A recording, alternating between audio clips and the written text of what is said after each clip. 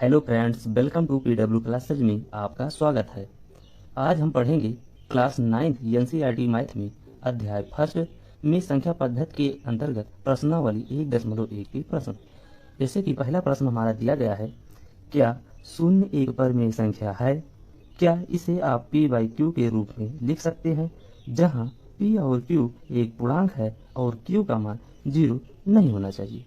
Intro में हमने एक वीडियो बनाया था जिसमें इस अध्याय से संबंधित बातें बताई गई हैं कि संख्या कितने प्रकार की होती हैं और कौन कौन सी होती हैं।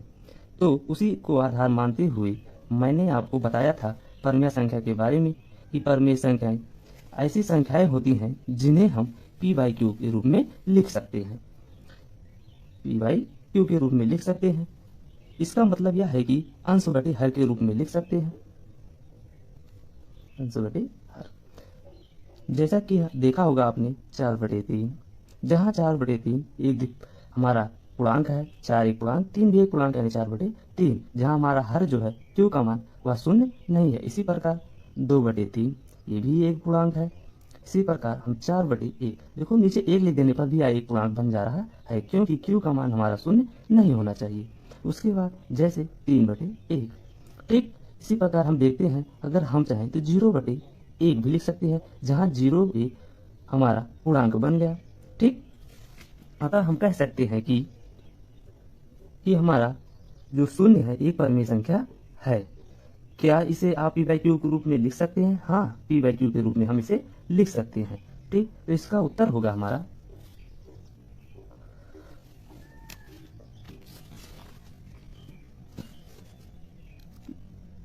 हाँ, शून्य एक परिमेय संख्या है।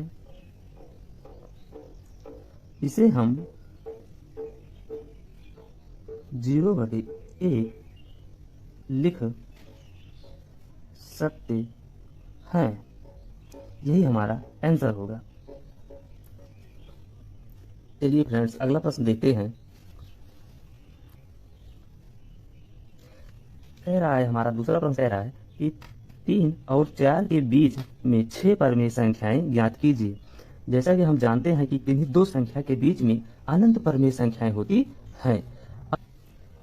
चलिए हम इस प्रश्न को हल करते हैं कि पूछ रहा है हमारा कि 6 परिमेय संख्याएं ज्ञात कीजिए।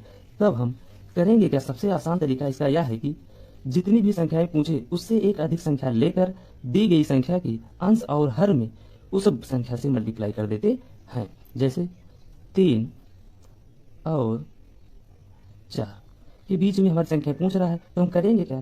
3 अब देखिए 6 संख्याएं, 6 से एक अधिक 7 यानी 7/7 और 4/7 गुणे 7। इसका मतलब क्या हुआ? अब हम संख्याओं को हल करेंगे तो हमारा हो जाएगा 21/7 और 28/7।